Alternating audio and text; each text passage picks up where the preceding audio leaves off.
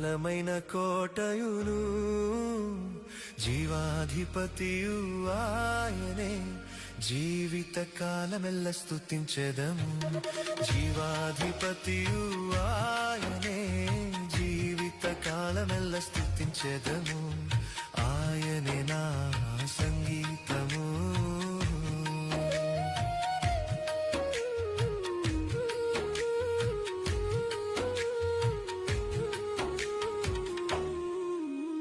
స్తుతుల మధ్యలో నివాసం చేసి దూతలెల్ల పొగడే దేవుడాయనే స్తుతుల మధ్యలో నివాసం చేసి దూతలెల్ల పొగడే దేవుడా